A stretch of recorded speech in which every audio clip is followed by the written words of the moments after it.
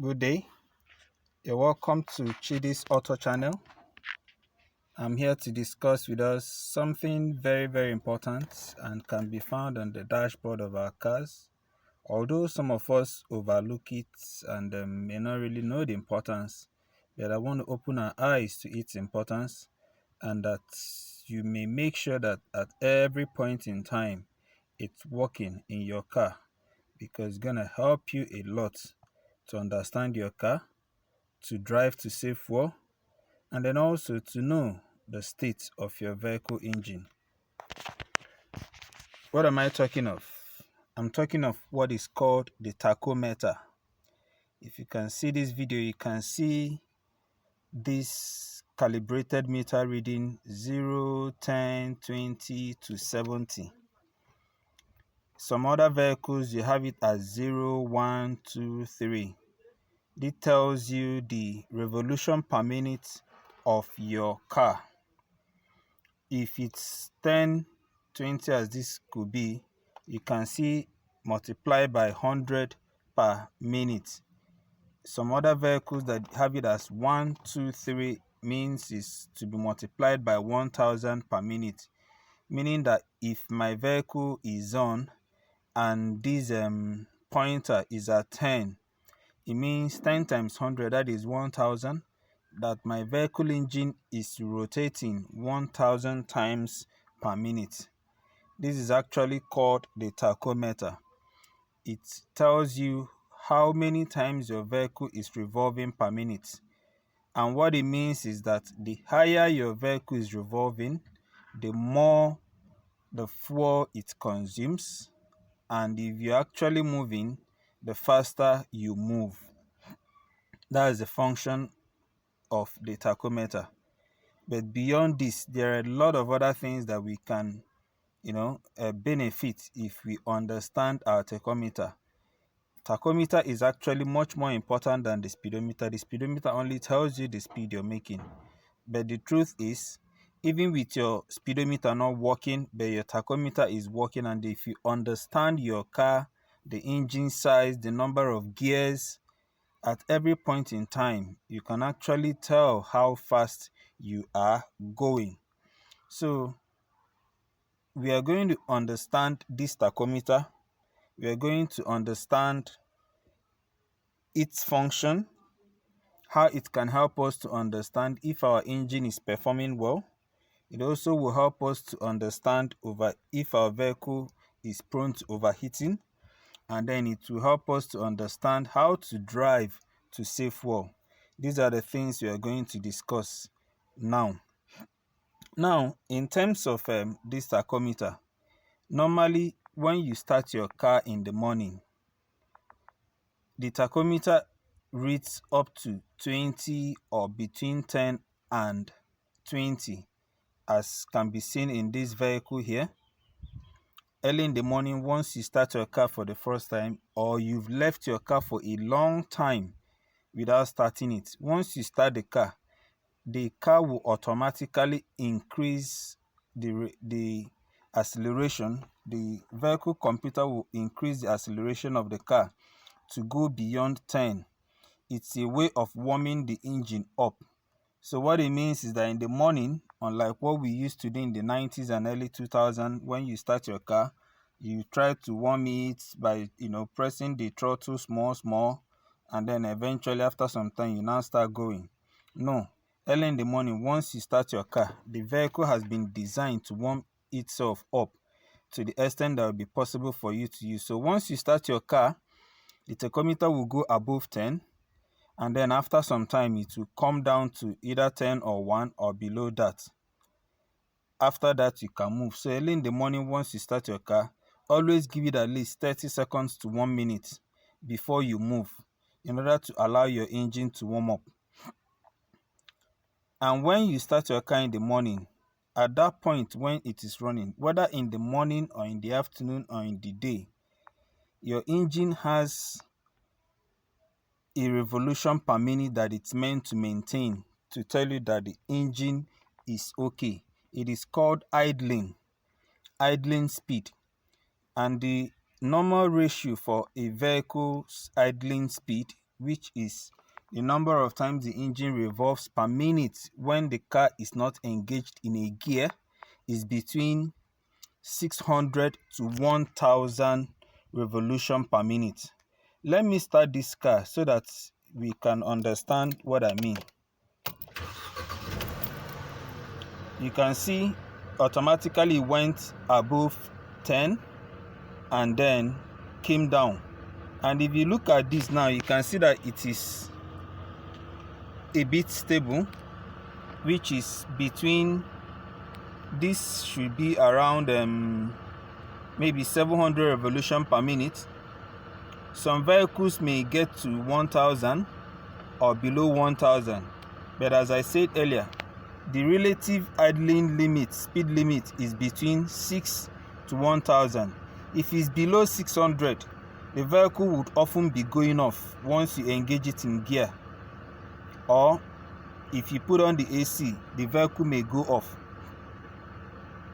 or it may not, perform well.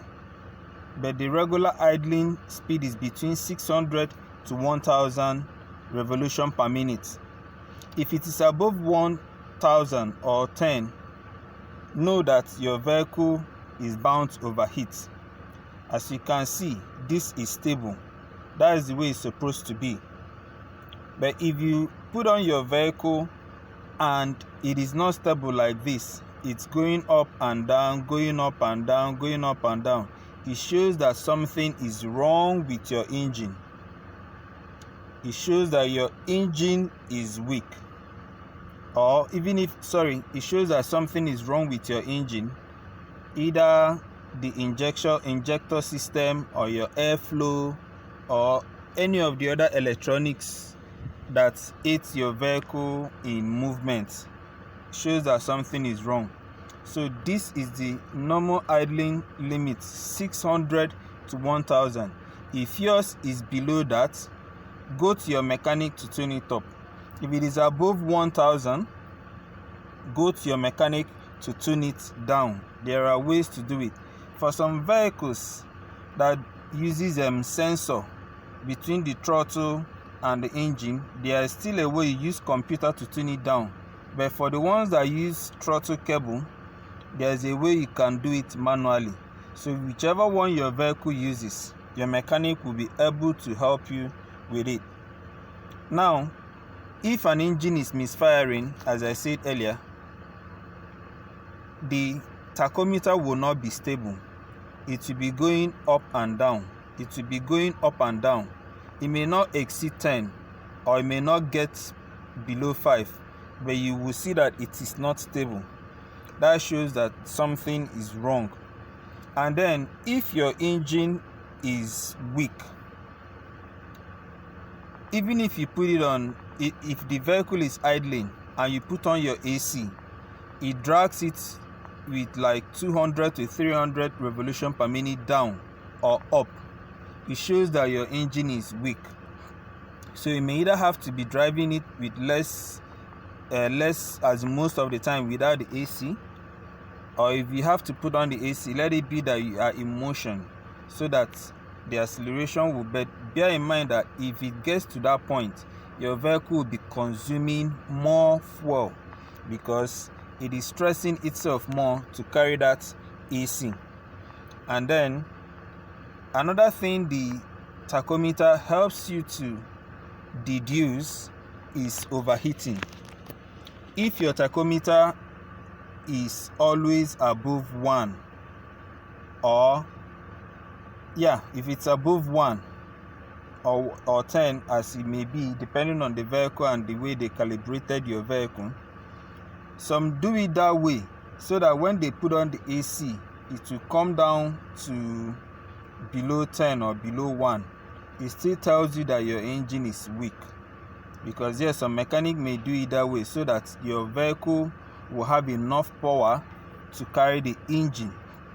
What this means is that if you move more in a place where there is high traffic, where you may have to stay at one place for a very long time, the engine will be stressed more, you will consume more fuel, your vehicle is bound to start overheating within the shortest time.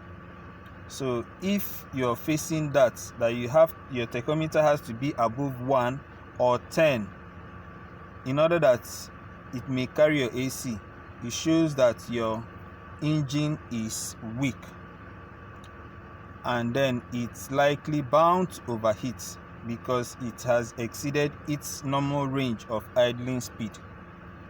What other thing can the tachometer help you to do?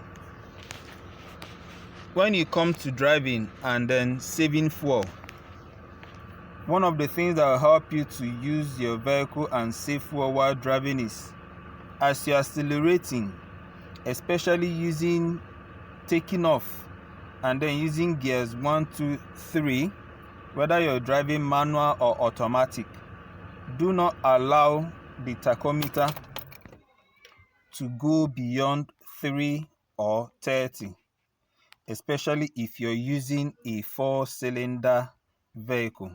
But if you're driving a V6 that the engine capacity is above 3.5 liter engine, yes, 30 is still ideal. But if you can take it down to 25 or 2.5, as the case may be, depending on how yours is calibrated, fine.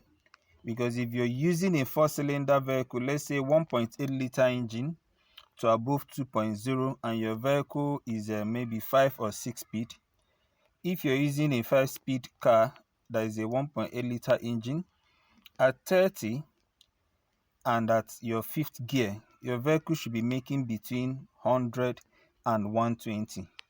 If you're using a 1.8 liter engine that has a gear 6 and your tachometer is at 3 or 30, know that you're making between 110 to 140 depending on the state of that engine and then maybe the slope of the road where you are moving.